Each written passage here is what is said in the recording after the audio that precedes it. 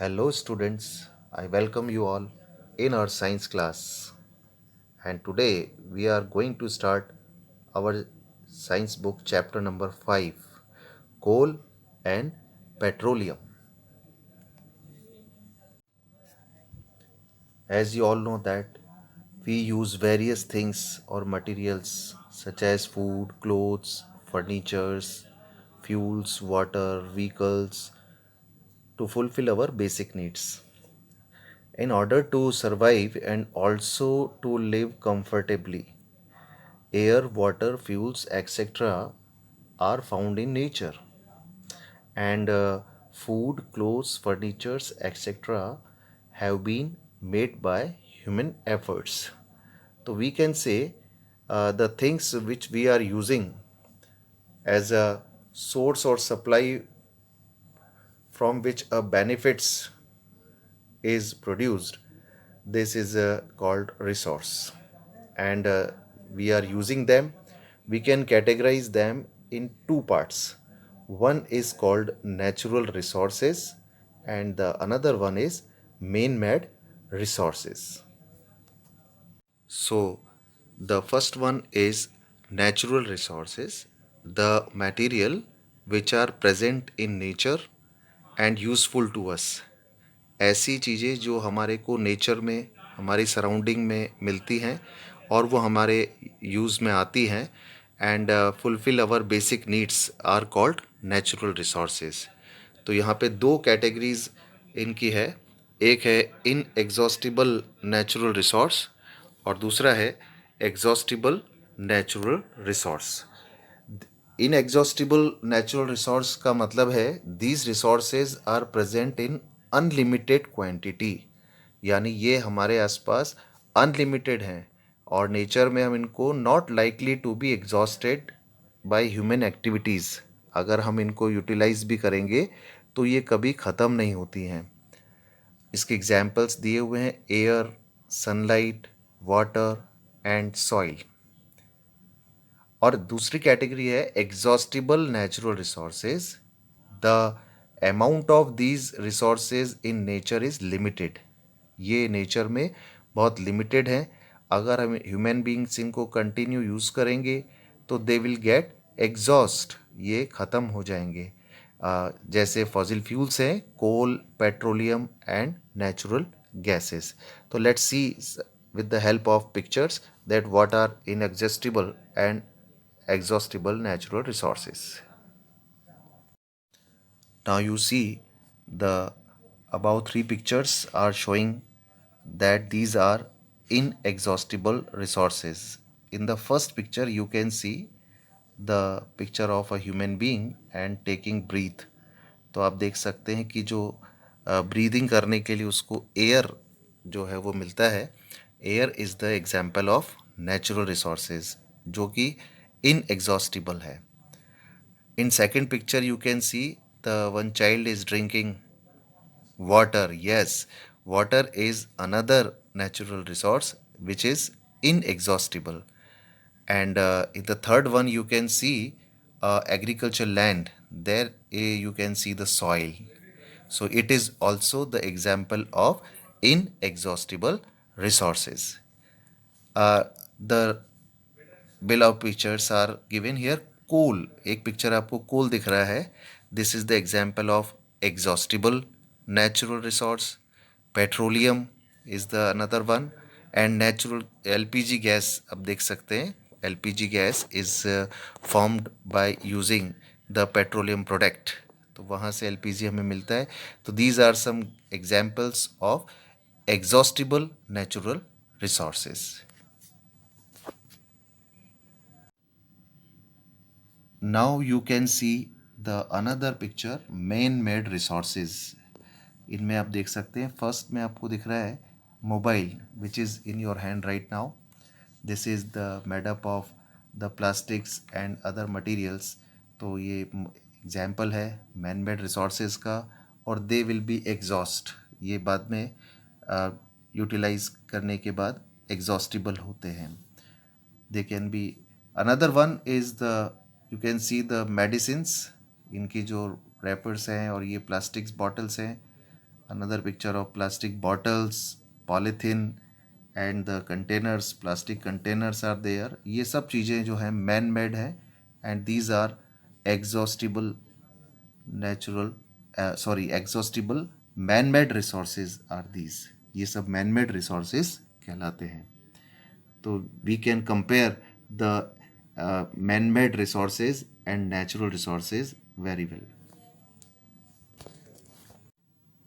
Now the question arises, what are fossil fuels?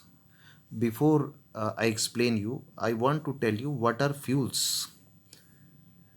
As we have studied or as we see in our surrounding, the material which are burned and produce power or heat energy, the material or substances are called fuels.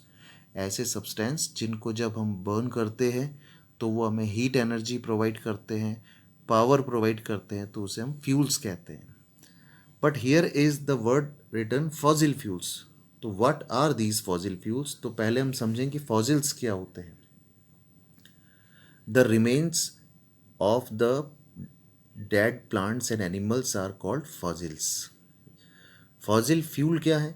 These are the fuels produced by natural resources like the plants and animals which are buried under the soil, under the earth for millions of years ago and they converted into the fossils.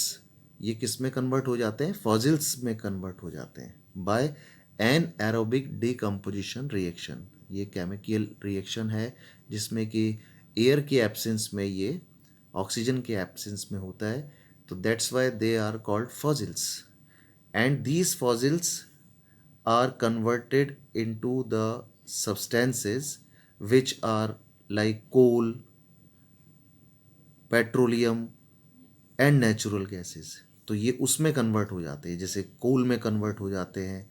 और अगर ये सी surface पे होते हैं, सी के surface पर होता है तो वहाँ पे ये पेट्रोलियम में कन्वर्ट हो जाते हैं, नेचुरल गैसेस में. तो ये सब क्या कहलाते हैं? Fossil fuels. All are these examples of fossil fuels. तो in this chapter we will study about the three types of fossil fuels here: coal, petroleum and natural gas. With the help of this flow chart, we can understand there are three types of fossil fuels. The coal is categorized as solid fossil fuel. Petroleum is classified as liquid fossil fuel. And natural gas is gaseous fossil fuel. In this chapter, we will also see these are four types of coal: peat, lignite, bituminous and anthracite. Anthracite पर जो star sign बना है इसका मतलब ये best quality का कोल है. और पेट्रोलियम में देख सकते हैं आप diesel, petrol and fuel oil, जो कि हमारे को मोटर व्हीकल्स वगैरह के अंदर ये यूज़ आता है. और नेचुरल गैस में सीएनजी के बारे में हम पढ़ेंगे कि how it is good for the environmental friendly and less polluted gas, which is having mainly methane gas is there. Full form देखिए, एलपीजी. ये लिक्विफाइड पेट्रोलियम गैस, जो कि हम हमारे यहाँ पर डोमेस्टिक गैस है जो हम यूज़ करते हैं हमारे किचन में. और एक और है सीएनजी, ये compressed natural gas. So this is the brief flow chart about the types of fossil fuels. Now we will see the first type of fossil fuel, coal.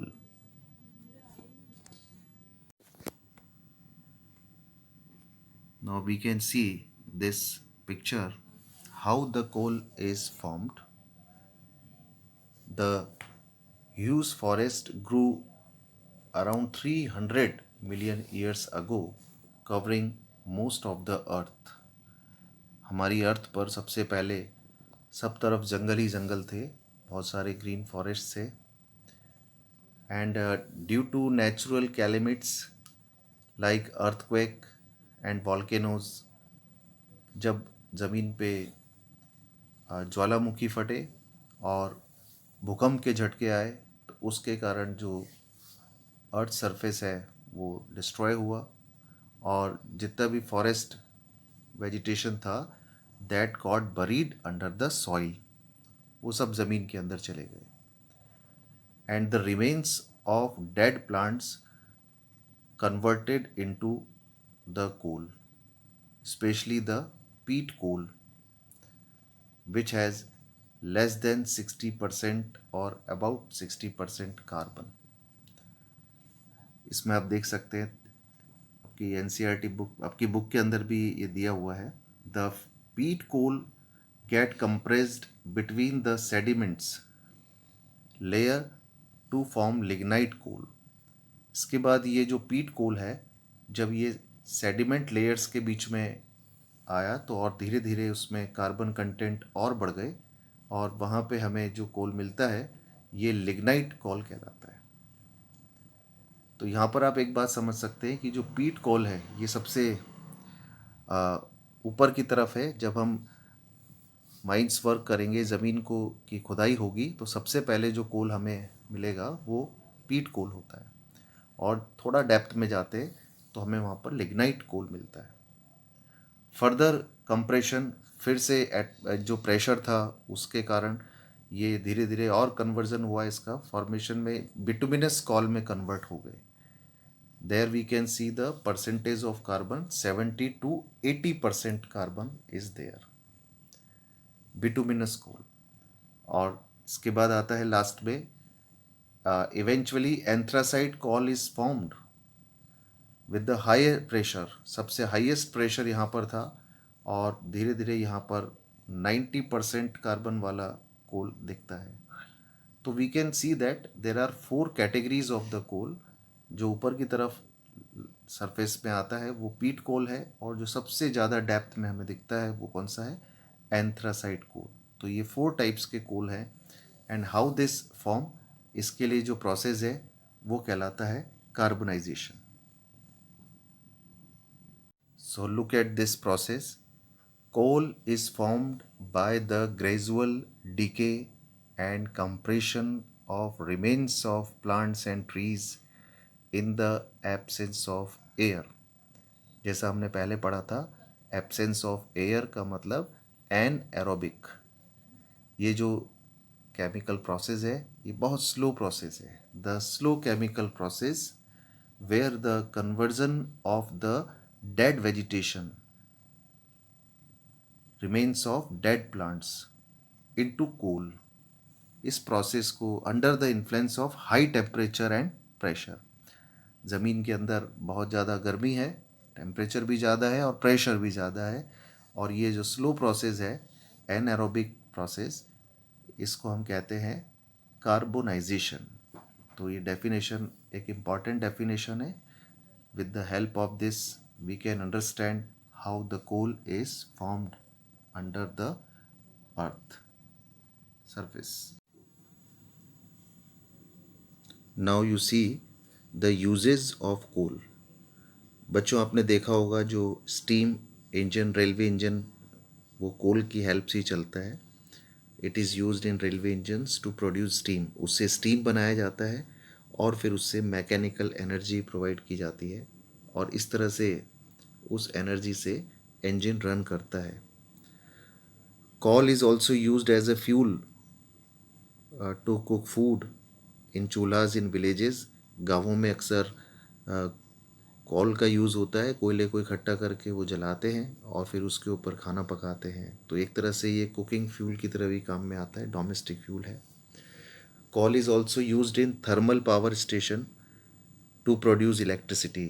इसका एग्जाम्पल हमारी कोटा सिटी में हम देख सकते हैं। यहाँ पर थर्मल पावर है, यहाँ पर बहुत सारा कोल ट्रेन से आता है, और पहले हम उसको वाटर को बॉयलर में बॉईल करते हैं, उससे स्टीम प्रोड्यूस करते हैं, और फिर उससे हम इलेक्ट्रिसिटी प्रोड्यूस करते हैं।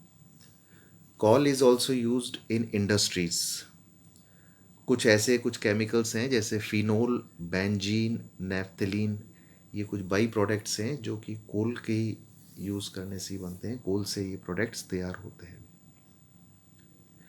Coal is also used to manufacture coke, coal tar, ammonia liquor coal gas, और इस प्रोसेस को कहते हैं डिस्ट्रक्टिव डिस्टिलेशन।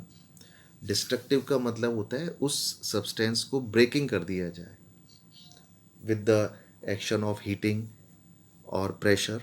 तो ये जो कोल है, कोल एक्चुअली किस चीज़ का बना हुआ है? कोल जो है मेनली कार्बन कंटेंट्स इसमें होते हैं, पर साथ में इसमें हाइड्रोजन, ऑक्सीजन और थोड़ा बहुत अमाउंट नाइट्रोजन और सल्फर का भी इसमें प्रेजेंट होता है। तो एक प्रोसेस होता है destructive distillation. We will study about this process in our next video, how the coal is breaking into the different compounds। ये हम उस नेक्स्ट वीडियो में हम पढ़ने वाले हैं। One more thing I want to mention here about the coal which is found in deep coal mines under the surface of earth. तो हमारे इंडिया में ऐसे कौन से स्टेट्स हैं जहाँ पर कोल बेड्स हैं या कोल ज़्यादा प्रेजेंट होता है? ये बिहार, झारखंड, वेस्ट बंगाल, ओडिशा और मध्य प्रदेश। यहाँ पर आप देख सकते हैं कि कोल की प्रेजेंस बहुत है। तो big coal mines are located in India at Jharia and Bokaro, ये झारखंड स्टेट में आते हैं, and Raniganj in West Bengal. तो आपने देखा, हमने कोल के बारे में आज पढ़ा, and we will study about the destructive distillation of the coal in our next lecture. Thank you.